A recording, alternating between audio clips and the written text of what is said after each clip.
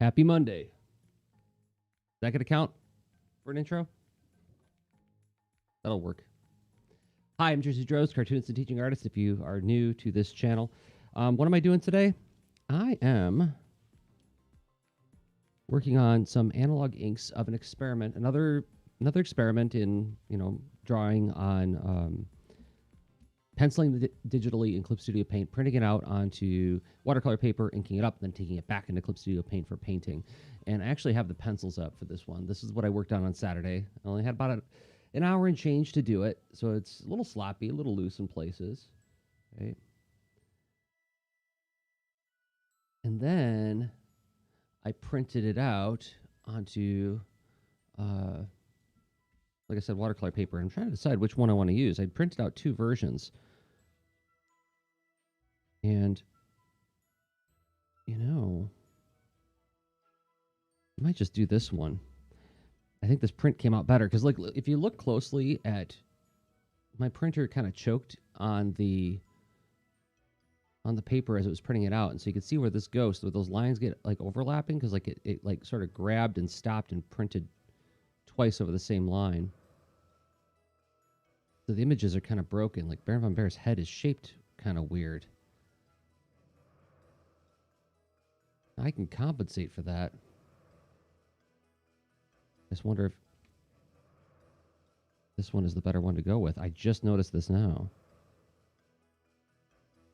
I think I like this one better. I could just pencil in that ghost real quick. That's why I made a second printout, because I added this ghost. I thought one more little ghost swooping in. But I can just go ahead and do that with some blue line pencil right now.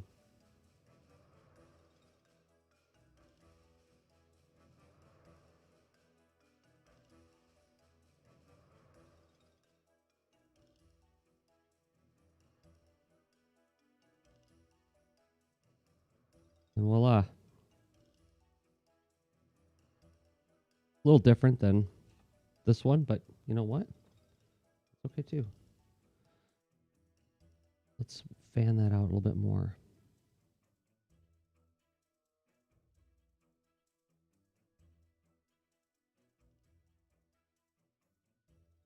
Okay. What am I inking with? There's the usual suspects. We've got a couple of felt tip pens for doing some of the background work and I don't know, things that are too tiny for me to do with brush. And then I've got two brush pens here. And then if calamity happens, what is it? Uniball Sino white gel pen covering up errors. So I guess there's nothing for it but to dive in and do it. I'll keep this on the side. This is that bum printout. I'm going to leave it aside so I can use this for drying out my brushes when I need to. Okay, here we go. And I'll think aloud about making comics while I do this. What is this? This is the 0.3. Well, I guess I'll start with that.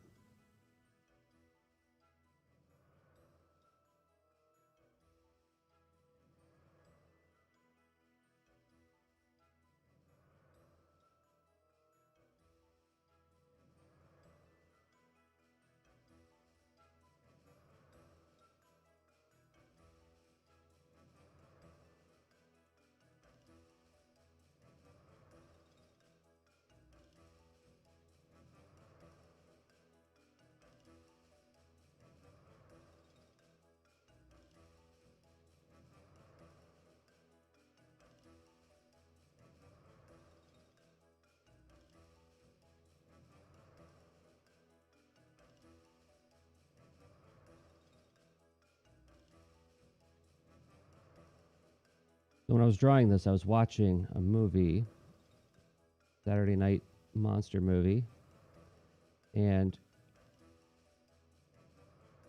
the subject for it came pretty quickly. I really didn't know what I was going to be drawing until I sat down to do it. So I quickly looked up just like a couple reference images. I looked up a Victorian chair. I looked up some Victorian lamps.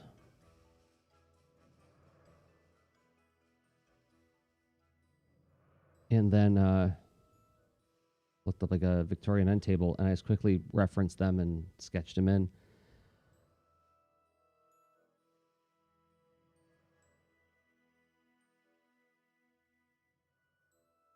I mean, it literally was something where, because I'm trying to do all of these experiments with a ticking clock, not to race, not to, uh, you know, get my best time, but I am looking for, like, can I speed things up to be more efficient? And that too, I'm not trying to be like, oh, I want to be the most productive widget maker. But it's just this stuff takes time. These comics take a long time to make, and I'm just trying to find a way to like get good quality work as quickly as I can, so as not to uh, burn myself out doing this.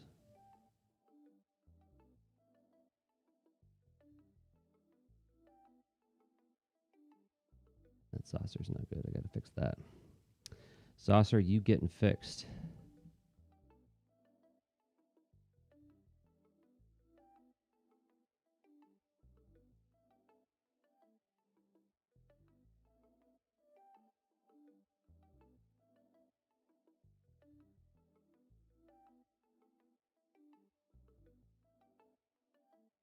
Really hard to see some of these lines. I drew them really thin. It's something I got to get better at when I'm doing further experiments.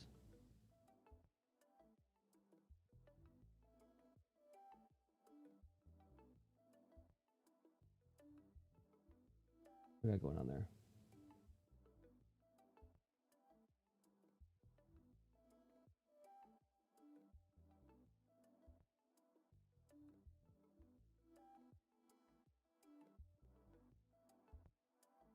So if you've tuned into other live streams, you remember probably the Mayan, or yeah, the Mayan city painting that I did. And the lesson learned there was, don't overburden your images with too much detail when you're doing these. I think a secret to getting these things done in time is finding just the right amount, the right balance of how much detail to put in each image.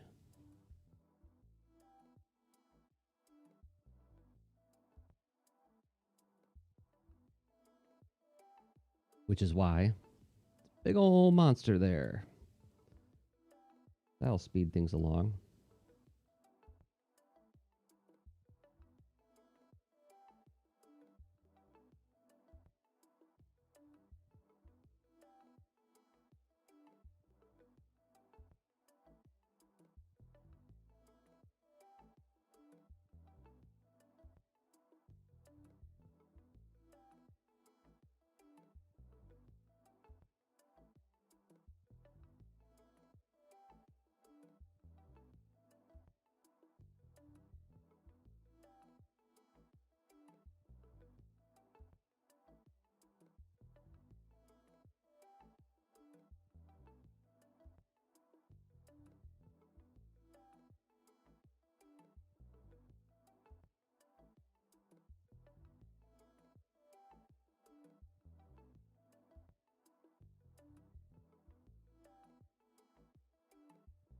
That line wobble, you see that line wobble on the frame there?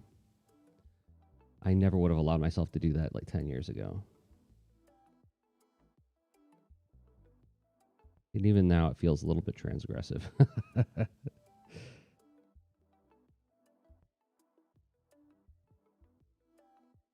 I'm thinking about that because when I was cleaning my office a little bit, I found a box of CDs, compact discs, which had backup files for comics that I made like almost 20 years ago. And in it was a comic called PPV. I posted some art from it on my Instagram. Hey, Crystal Media, what am I working on? So I'm inking a piece that I penciled in Clip Studio Paint over the weekend, and there's the penciled piece. Something I quickly sketched out, and now I am inking it with pens and brush pens on a piece of watercolor paper.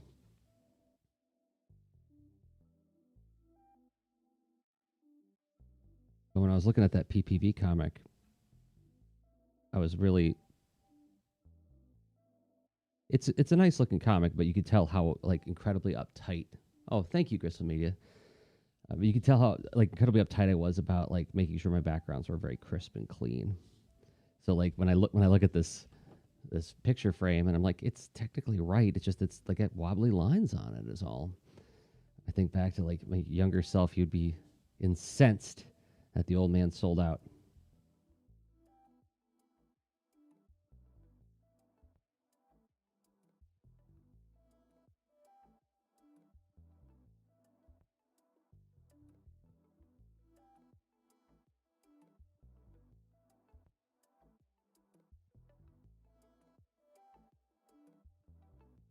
And what present me would say to younger me that he would not, I feel confident in saying he probably wouldn't get it.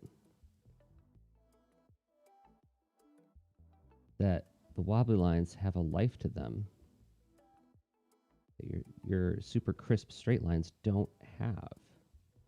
And that's a reasonable choice to make. You can choose to do the more rigid, clean lines that feel more like you're describing an object.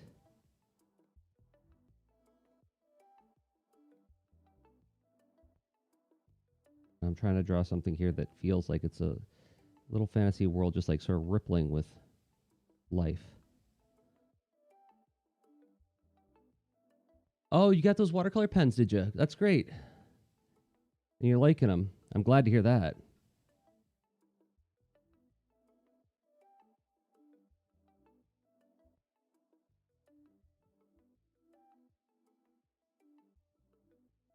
Nice to not have to have a little cup of water to wash out your brushes, right?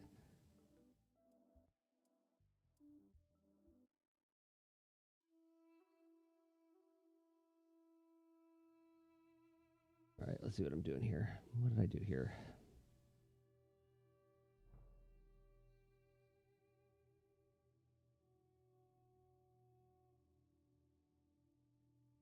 I have been putting off getting an eye appointment until more of us are vaccinated, and I need one so bad. Hey, Dylan, Dylan draws. Thank you.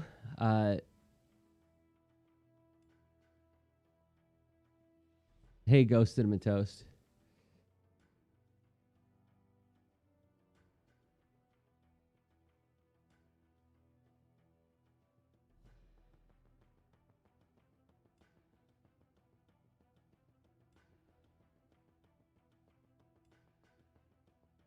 I'm holding my breath while I draw these lines here. Then I can talk again. Yeah, talking to your past self. I mean, it's this is something because I work with a lot of young people. Remember, a lot of artists who are just beginning. And I'm gonna go ahead and ink this ghost before I do the books. And something I hear a lot of young and beginning artists say is, "Oh, I don't like looking at my old work. Oh, it's so terrible. I hate my old work. Oh, I'm so embarrassed to when somebody sees something I did like 3 or 4 years ago." And like on the one hand, I say to them, "It's like, wow, that's the way it should be, right? Because that means that you're growing as an artist. Your old stuff should be worse than your new stuff. Otherwise, you're not trying very hard."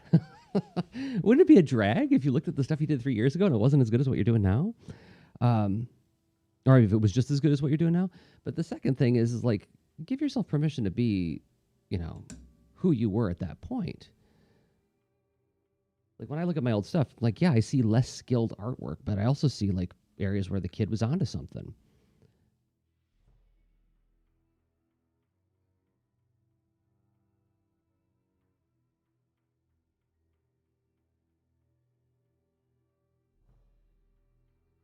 So like I said, I came across some of my old artwork recently, and I was having that moment where I realized, oh, I remember where my head was at that time, and I can see what I was trying to do on the page. And sometimes I nailed it, and sometimes I sure didn't.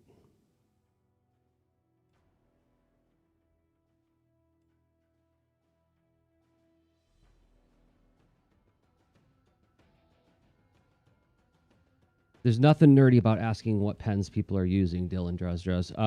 These are Pentel color brushes. This is, I think this one's called the Fude, Fude. I got these off of Jet Pens. And it's basically an acrylic brush with an ink chamber here that you could just squeeze to add more ink to the brush. Same thing with this one. You can also find them at Blick. And then these are just Staedtler pigment liners, just felt tip pens, sort of like microns. So actually, what I'm going to do here.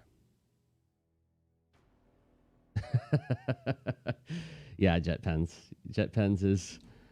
I'm there with you. You know, I in the last couple of years I moved to Columbus, Ohio, and I live not. I'm within a short drive of a Blick art store, and man, when my wife's like, "Oh, can I talk you into going to Blick?" I'm like, "Can you talk me into it? What are you talking about?"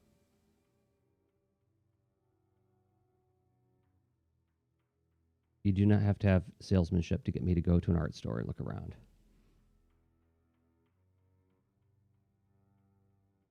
And yes, I have an ongoing Jet Pens um, wish list that I'm currently filling up.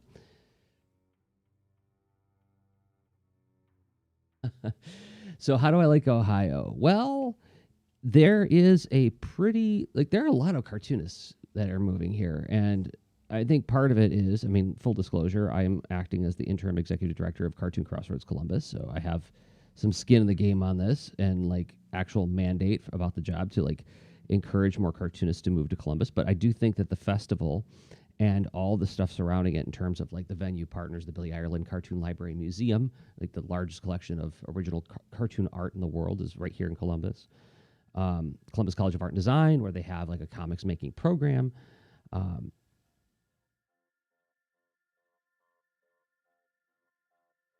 and then, of course, you have the annual festival. So it's just like the whole town, like, and this is what I said when I first moved here is when I used to go to CXC or Cartoon Crossroads Columbus when I was just an attendee. I remember thinking when I would go home to Ann Arbor, Michigan, I would say like, my gosh, like the whole town celebrates comics, and that was purposefully designed. So yeah, if you go to cartoons.osu.edu, that's the Billy Ireland Cartoon Library Museum. And the amazing thing about it is like they have like the entire collection of original art from Calvin and Hobbes. They have, you know, a Peanuts comic strip in the gallery right next to Todd McFarlane page of Spider-Man and Prince Valiant, and like just basically name your cartoon art and they have it all there. No, actually, if anything, so I'm from Southeast Michigan, Ann Arbor, which is just outside of Detroit, by like 45 minutes outside of Detroit. And so I was used to lake effect weather every winter. So like we would get snow, like we'd get like in April, 2 feet of snow. Here in Columbus, it is noticeably milder, much milder. Like we had basically one bad winter storm this year, and I kept looking over my shoulder, going like, "Is that it? Is that all we got?"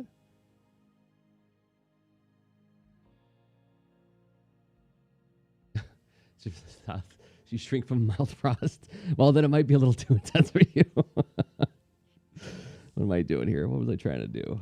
Oh, there's a book there. And then there is a little ram's head bookend that I drew there. Yes, and Lazuli Arts was saying weak winters. I happen to know that they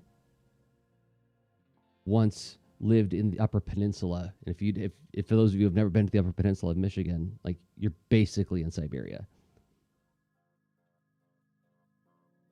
Beautiful Siberia.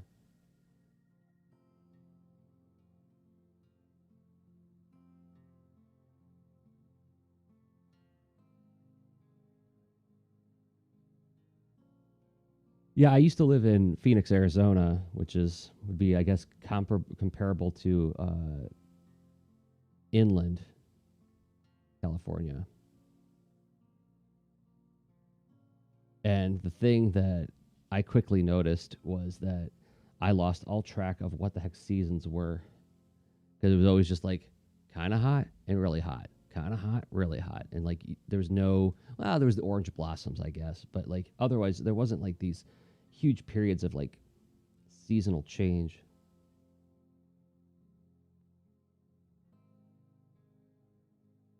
That I did here. Get my bigger pen out.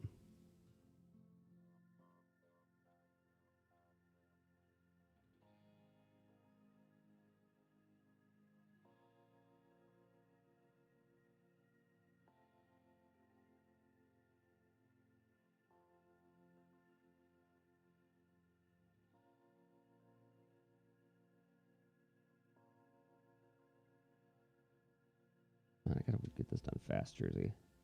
Stop messing around and just draw.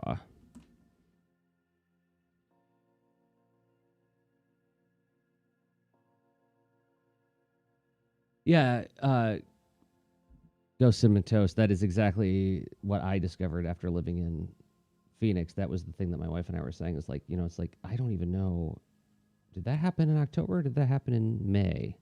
We started and we were only there for 5 years, and already we were losing track. And we were young. It's not like we had like we were having senior moments or anything. We're like, okay, yeah, I think we rely on the changing of the seasons a little bit. That's a spider leg. I'm gonna draw this spider now.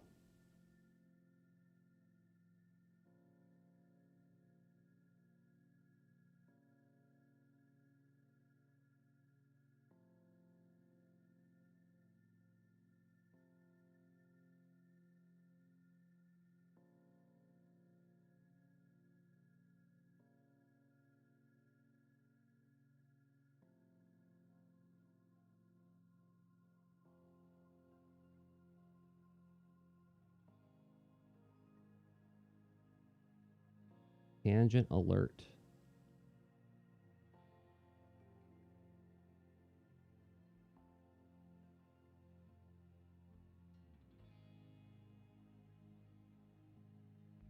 Yeah, it is quite hot in Phoenix. People always say like, "Oh, but it's a dry heat." I'm like, "Yeah, it's still like opening up an oven." One of the summers we were there, I got up to 117. And while I did get used to it, in the sense that like I remember the morning when I realized I acclimated to living there. I was waiting for the bus to go to work, and it was 40 degrees that morning because it was in the middle of winter. And I remember I had a wool coat on, and I was shivering. I was shaking with cold. And I thought, Michigander chattering his teeth over 40-degree weather. Like when I lived in Michigan, it was like 40-degree weather, like in the springtime. That's when all the college kids like go out and sunbathe.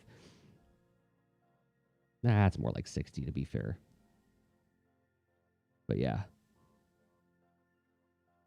no joke.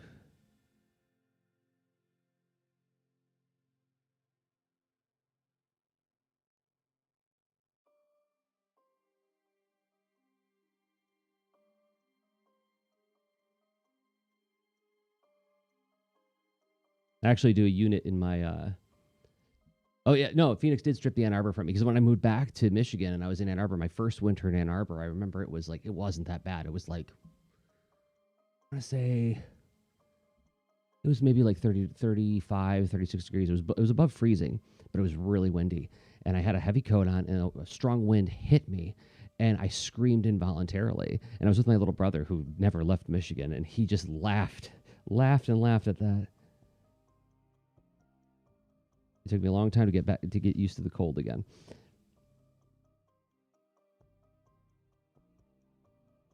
Yeah, Columbus does seem to be like I wouldn't say a happy medium. It's still much colder than Phoenix, but where isn't? But I'll tell you something else. Is like it also made me just fall in love with the desert. Like my wife and I actually vacationed in Death Valley, California, a couple years back, and we were like, "Oh my gosh, I just missed this so much."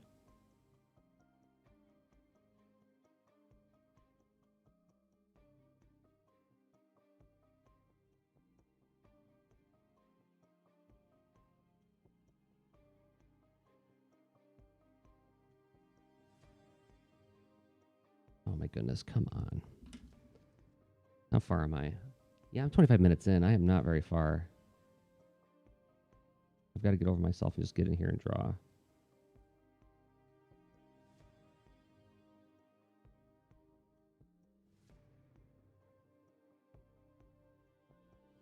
And if that's all I get for my experiment today is a little bit more self-knowledge, so be it.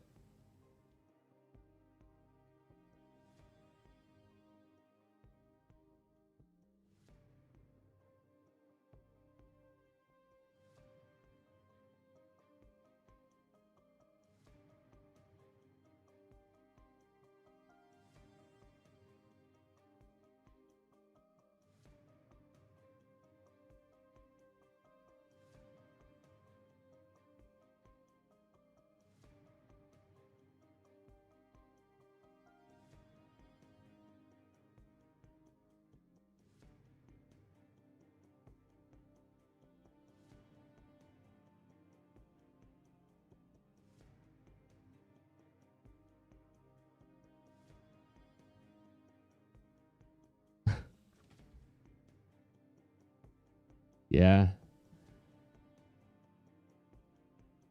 that is pretty cool.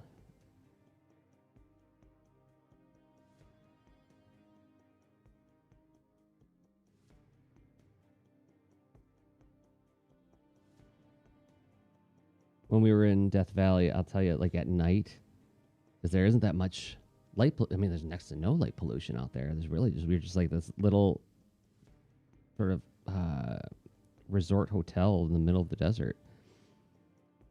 And so we went out to some of like the lookouts at night, and it was just absolutely black. And then like the skies, like it looked like outer space. You saw all the stars. So pretty.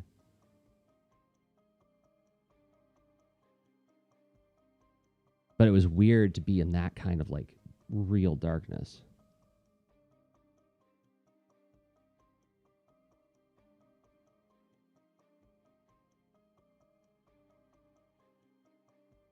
Okay. Did I get all the furniture? I got some books to do yet. Blast it. Why did I draw so many books? Here's the cartoonist dilemma.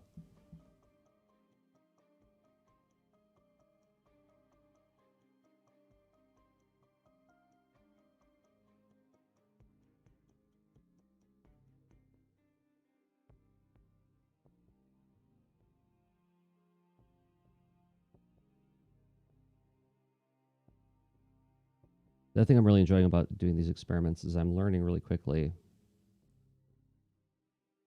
how drawing digitally almost invites me to add unnecessary detail. I don't know if anybody else has run into this, but the fact that I can pinch to zoom on my screen and just keep on drawing details, like what I'm doing right now, I wouldn't have done this if I were penciling on the paper.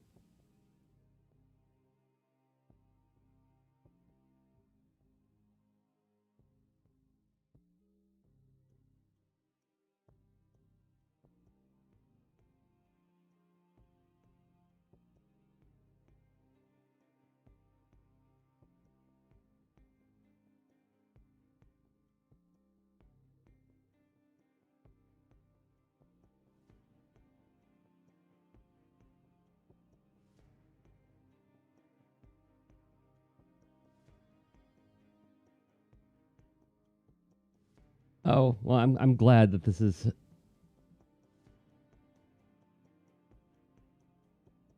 is helpful.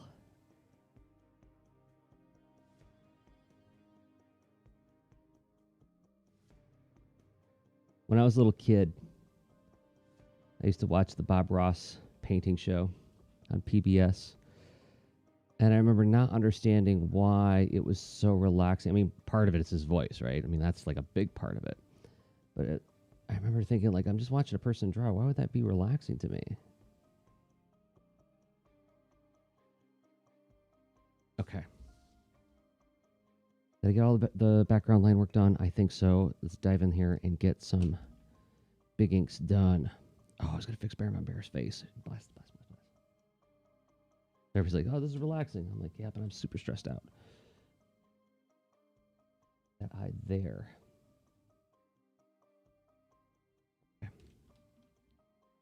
Let's do his eyes with the small pen.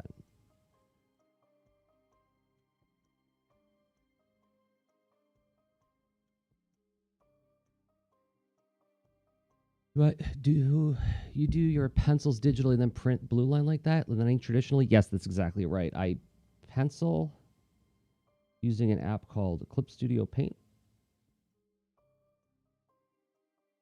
And I use brushes by a guy named Ray Frendon.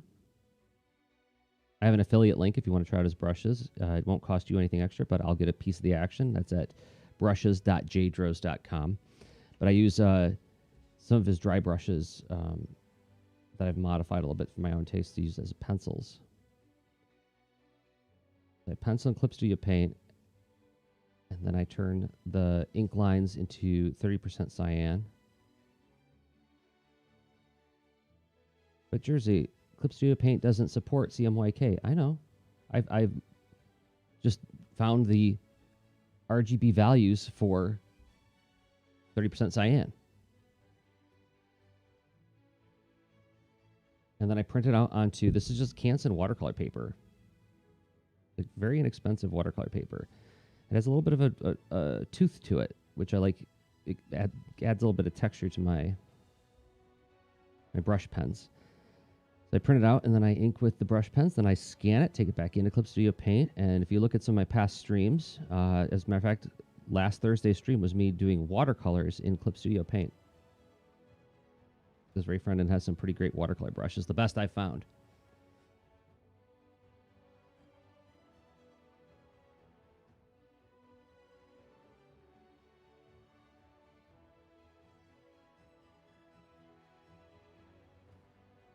And so this has been an ongoing experiment as I think about the next comic I want to do. I'm trying to figure out, like, how can I do it as quickly as possible while still retaining good quality images. I don't want it to look rushed. I want it to look like it was thoughtfully done this way, but I'm trying to find a way to do it thoughtfully, but also adding some speed to it. I think there's some cartoonists watching right now who will back me up on this. This stuff takes entirely too long sometimes.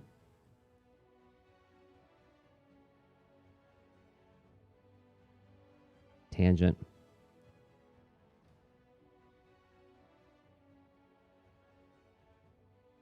When I was first starting, and again, this goes back to my days doing that PPV comic I was talking about a little while ago.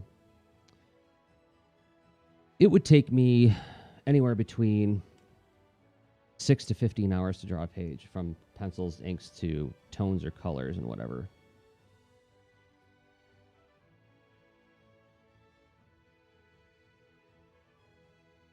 Yeah. See, Lazuli Art knows what I'm talking about. Yeah, it takes entirely too long. So, and again, I've been quoting this a lot as I've been doing these experiments, but it was inspired by a tweet by Chris Schweitzer, another brilliant cartoonist, who said that, you know, like, advances aren't big.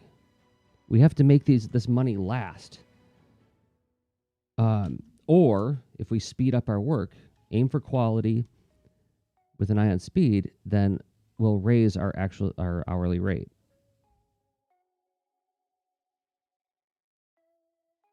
And I feel like speed does come with practice. The act of just doing this all the time will make you really good at it. But even then, you can eke out a little bit of extra speed afterwards. So I ran an experiment 2 years ago for Inktober where I tried to put together a graphic novel pitch in the 30 days of the challenge.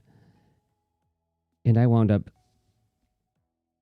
finding a way to get a 6-panel comic page, pencils, inks, colors, letters, in 3 hours.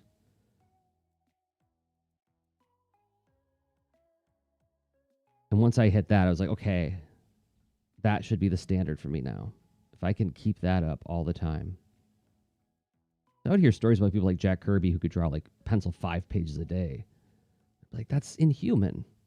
Maybe it's not. Maybe he found ways to optimize things.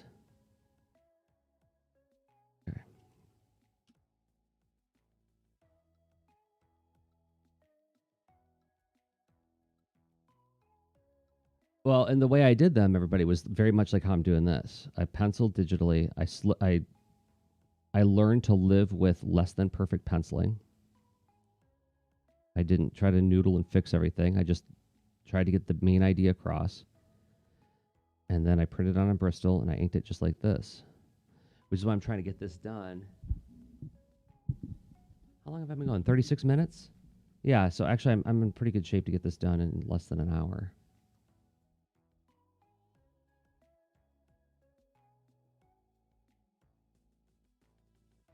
I also remember reading or hearing something about Fabian Nicienza, who was the writer of many of the X comics in the 90s, X-Men, X-Force, X-Factor, whatever. I didn't really follow them, but I was familiar with his name because those were very popular books at the time. And he supposedly said, he was a writer, he said, you get one panel to show off, one panel to really strut your stuff as an artist, and the rest of them should be journeyman panels. In other words, they should just be about getting the idea across, using your craft to communicate clearly. What size is this paper? That's a fair question. This is, I think this is 9 by 11? I think that's right. This is 9 by 11 Canson watercolor paper.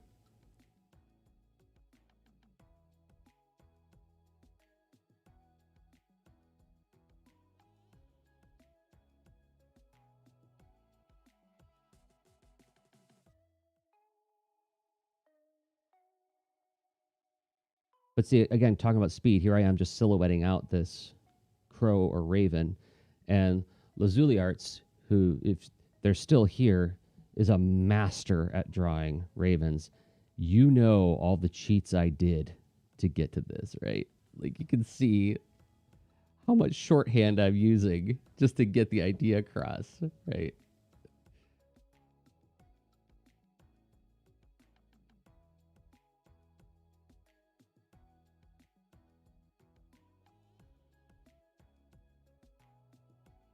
Well, I think what that Fabian quote points to is how there's multiple jobs happening at the same time on a comics page.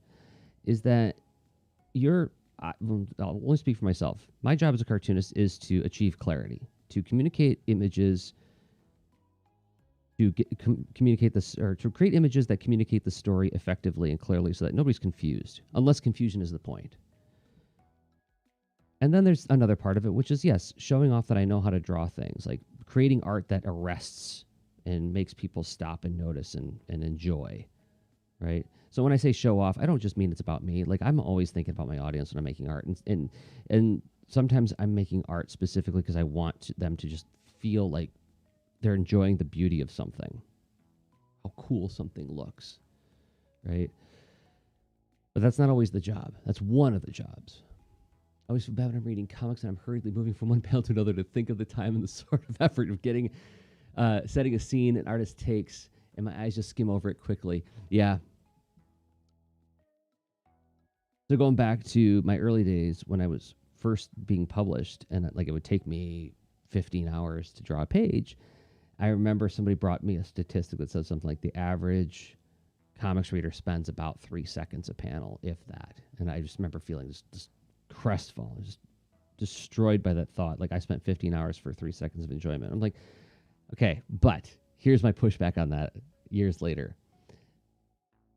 How many of you have read a comic twice, 3 times? How many of you have looked at a panel and really sat with it for a long time because it was such a meaningful image? It was such an arresting moment of the story. Even though most of us read comics, relatively speaking, very quickly.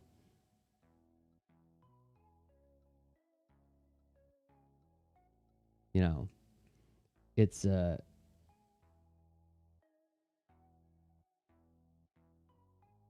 when it grabs you good.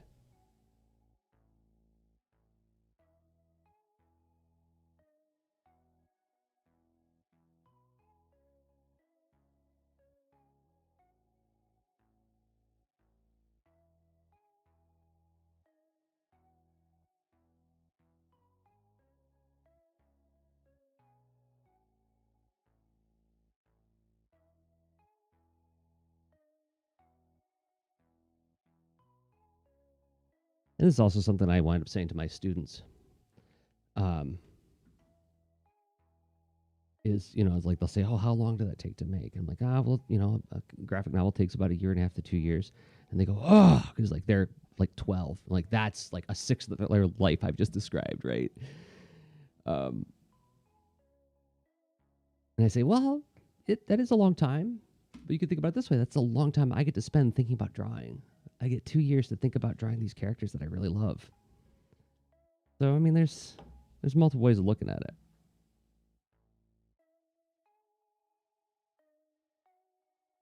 I think sometimes we get a little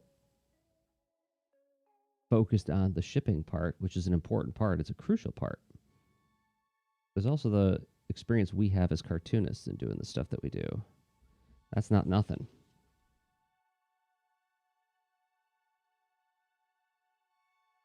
So something I like to think about when I'm doing these experiments too is like, what do I enjoy the most?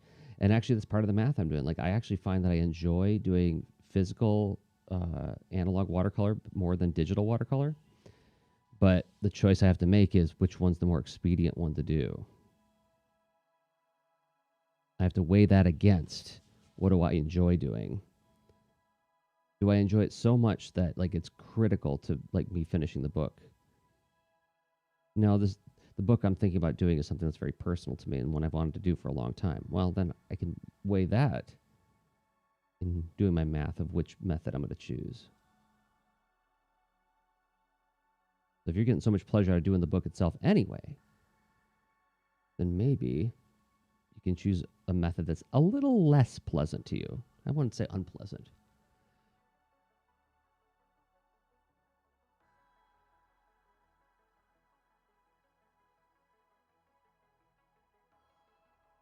Oh, thank you.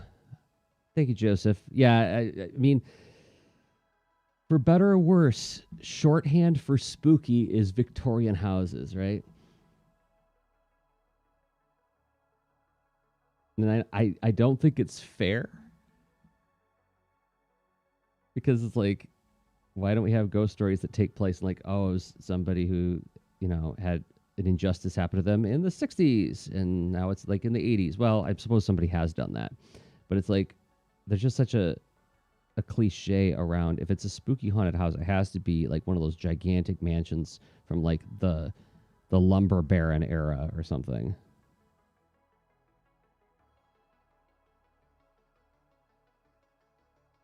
I think of George C. Scott and the Changeling.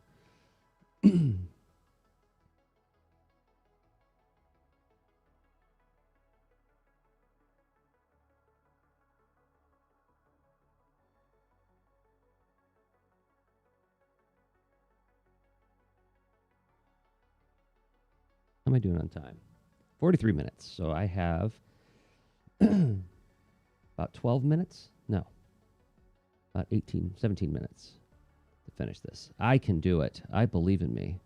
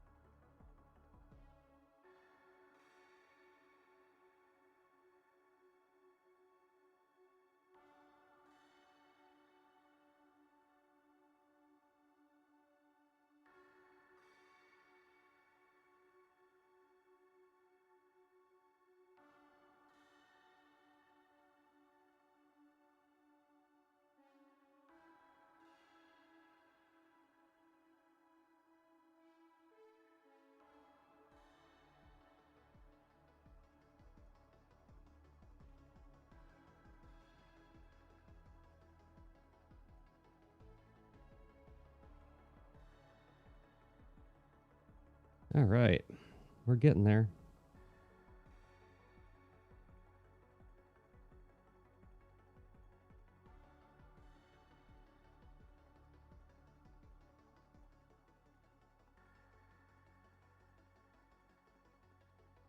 If you're enjoying watching this today, please consider hitting like on the video wherever you're watching it. I don't know how it works on Twitch as much.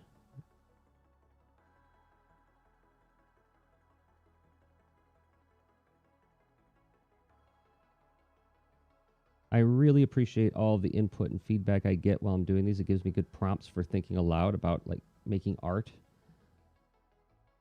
I like to know what you're interested in knowing.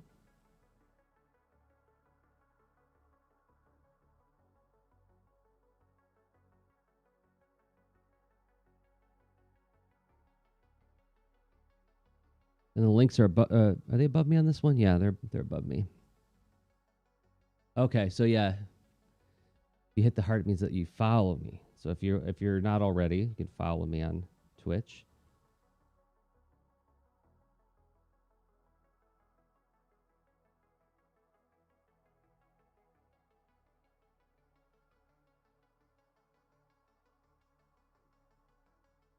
I'm gonna do cat and cat back there with just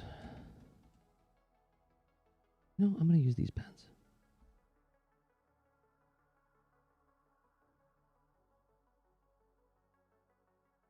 And then you can find everything I make at rss.jdros.com.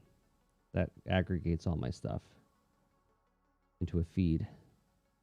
It's not quite like Linktree. It's not like, oh, here's the links to everything I do. No, it's just a feed of everything I do getting pumped into one space.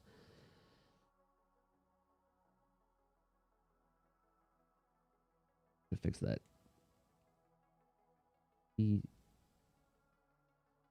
Saucer real quick.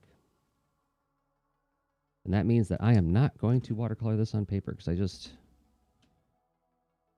put a bunch of white out on it.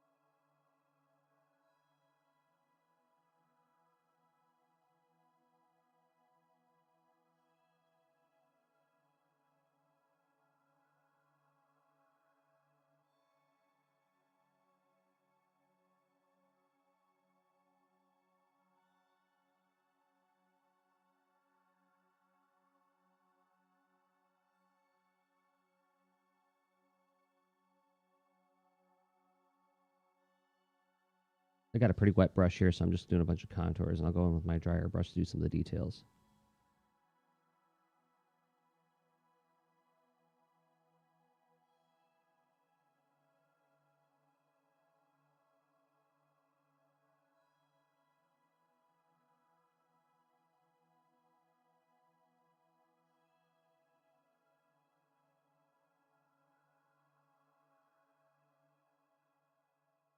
$10 to finish.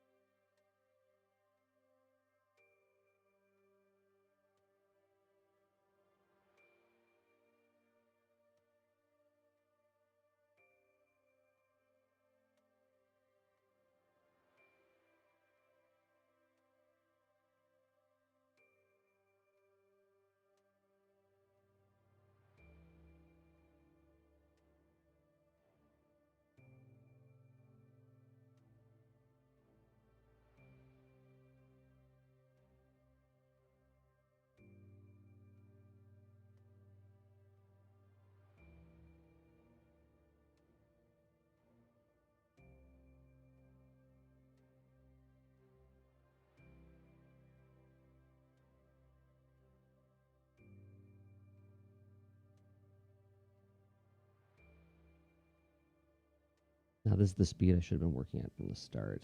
This is starting to feel like what I wanted to be doing. I wasn't all fussing over all that stuff.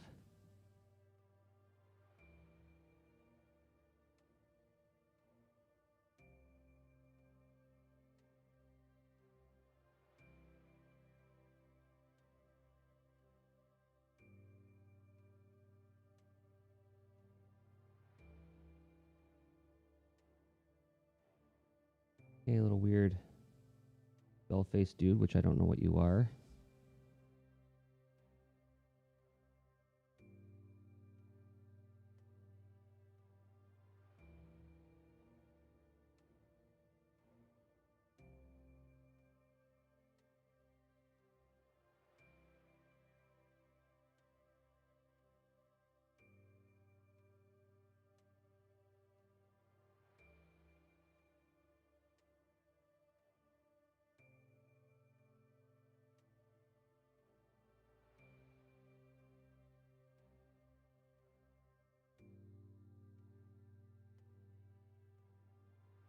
I think I'm going to do the rest of that one with my dryer brush.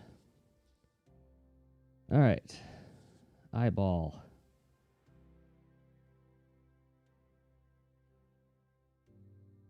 Nothing says spooky and weird more than a floating eyeball.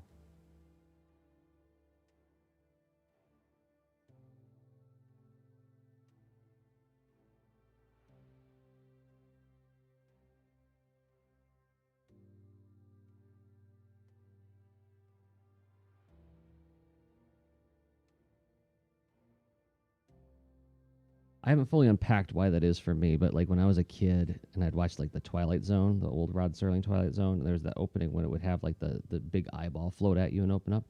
That freaked the living heck out of me.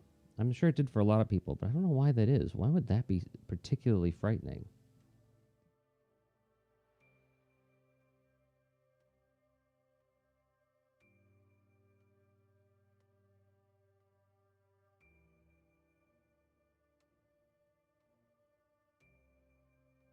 Okay, home stretch.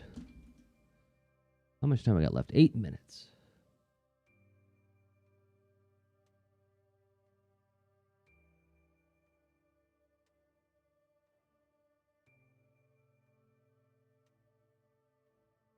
I'm gonna dry out my brush a little bit on a separate sheet of paper.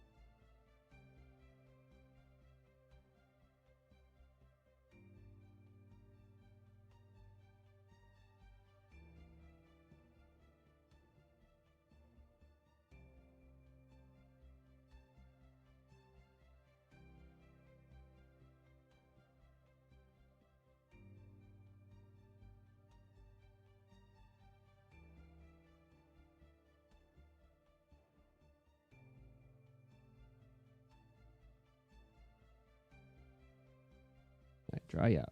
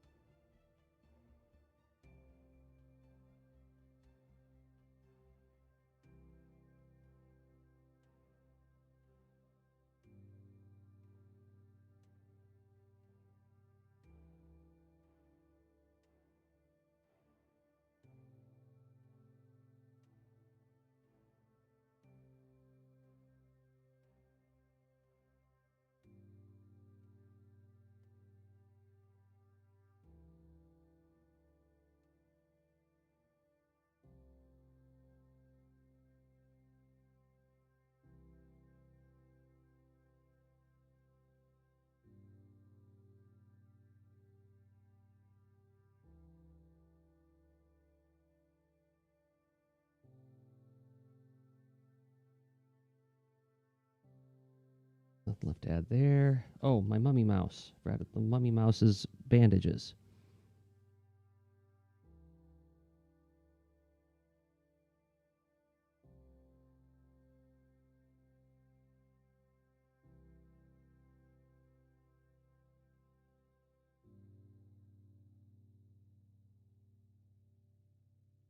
And I was going to do just a tiny bit of.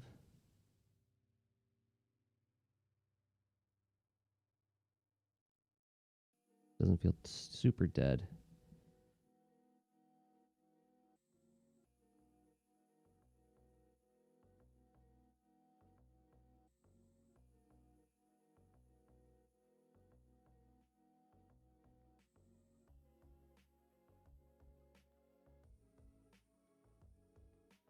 Yeah, I think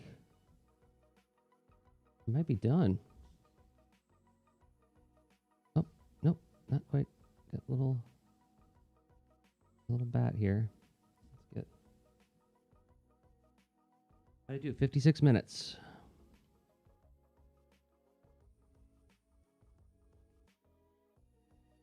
6 minutes to ink one big image of Baron von Bear reading ghost stories, well, spooky stories to his spooky family.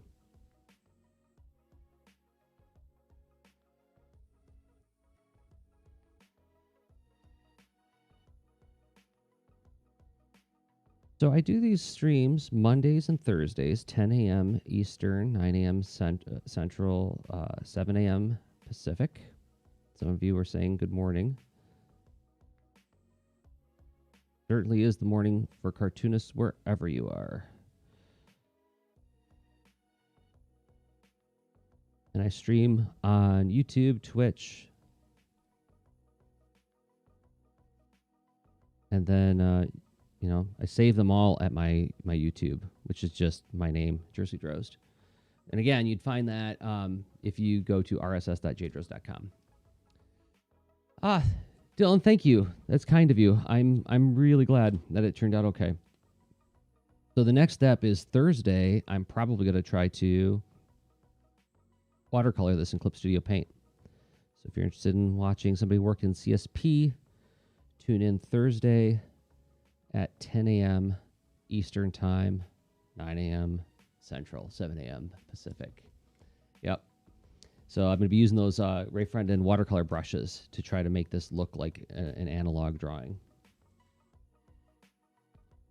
So thanks again, everybody. Till next time, I have been Jersey Drozd, jdrozd.com, and rss.jdrozd.com. Okay, bye.